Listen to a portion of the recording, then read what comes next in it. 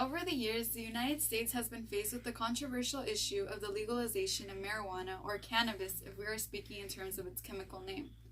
Support exists on both sides of the issue. However, as done so in any other situation, when one analyzes the pros and cons of legalizing marijuana, it is incredible that knowing the huge benefits, we continue to hold back its potential. Marijuana has two huge positive effects: medical benefits and economic benefits for our country. I would also like to clarify that I have never used this drug. However, analyzing the research provided, I think we should learn to look past the common misconceptions of cannabis or marijuana, because the positive medicinal effects as well as the economic benefits overshadow the negative effects of it being addicting. First, let's take a look at the medical benefits of marijuana. Research has shown that marijuana helps alleviate various types of chronic pains. It has especially been proven to lessen the pain that accompanies multiple sclerosis, and it is also reportedly a good muscle relaxant, which enables it to lessen the tremors of Parkinson's disease. Marijuana has also shown to provide relief for nauseous symptoms, glaucoma, and could even aid in weight loss. This is just a few of the many medical uses marijuana could have. One article from the Canadian Medical Association journal wrote about one patient's life-changing experience with medical marijuana, and the benefits it did the patient were incredible. John Charles Persuasive was a patient with AIDS who was prescribed only medications to aid his immune system, fight the nausea that came with AIDS, or boost his loss of appetite. Persuasive was terribly miserable due to his disease, and his doctor, Don Colby, approximated his life would last less than 3 months. However, it was the use of medical marijuana that caused Persuasive's situation to change. Reportedly, Persuasive began to smoke marijuana 30 minutes before taking his pills, which helped him ingest the 30 pills he was taking every day. And it worked miracles, because instead of giving his family the news that Persuasive was only getting worse, he was able to say that he had a decent prognosis. The use of marijuana had suppressed his HIV and improved his immune system, which was something medications had not done. Doesn't this make you wonder why having all these benefits is marijuana still illegal? According to the New England Journal of Medicine, even medical experts have taken steps towards investigating the medicinal use of marijuana even further. So if even medical experts, whose job it is to provide us with the best forms of medicines for our well-being, agree that marijuana has benefits that even some current medications do not, why has it not been legalized? Next, I want us to look at marijuana from an economical point of view. We've all heard about how our country is in debt, despite it being the most powerful country in the world, which means we are in need of money. And legalizing marijuana would not end our debt.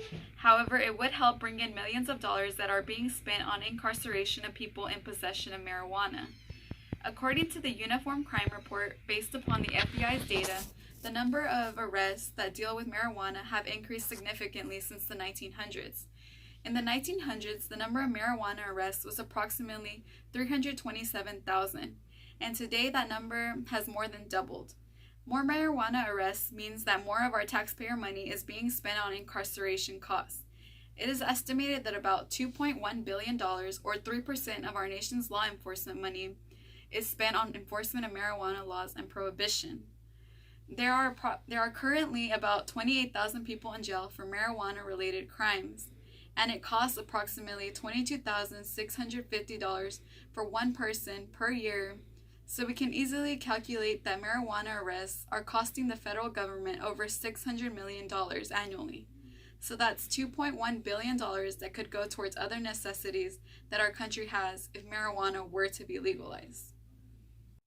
Still analyzing marijuana from the economical perspective, if marijuana were to be fully legalized for medicinal and recreational use, the United States would have the ability to tax marijuana, and based on the numbers of marijuana tax revenues from those states who have legalized the recreational use of marijuana, it's a great source of income. Marijuana is currently legal in 33 states for medicinal use only, and fully legal for both medicinal and non-medicinal use in 10 states, as well as our nation's capital, Washington, D.C. Many of those states who have allowed marijuana for both recreational use and medicinal use have flourished in terms of economy. According to Business Insider, in 2015, residents of Oregon Oregon obtained the right to carry an ounce of marijuana for recreational use, and since then, marijuana sales have been booming. Just last year, the state of Oregon earned approximately $85 million in marijuana tax revenue. These taxes serve to fund public schools, public health initiatives, state police, and local government. And Oregon is not the only state that is benefiting from the taxation of marijuana. Washington had made over $1 billion from recreational marijuana use since 2012.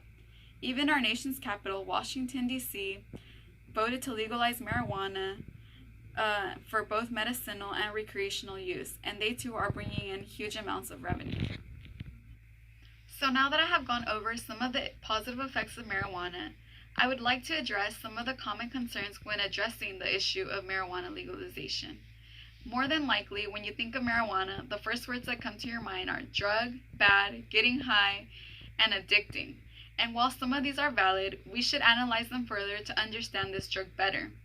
The common concern in reference to marijuana is that it should not be legalized because it is an addicting drug. And while it is possible for a person to become physically dependent on marijuana, it is not likely for a person to become psychologically addicted. According to Dr. J. Wesley Boyd, a writer for Psychology Today, the withdrawal symptoms that are experienced by those frequent marijuana users are minimal when compared to the withdrawal symptoms that accompany other heavier drugs such as cocaine and heroin. Lastly, I would like to point out that alcohol is also considered a drug, and despite it having no medical benefits, it is still legal in all 50 states. Isn't it alarming that marijuana has so many medicinal and economic benefits, yet our country is blind to the research and statistics that clearly show that marijuana is beneficial in various ways, and it continues to be classified as a Schedule I drug? While it's not possible to overdose on alcohol, the effects that could possibly come with too much alcohol can be devastating.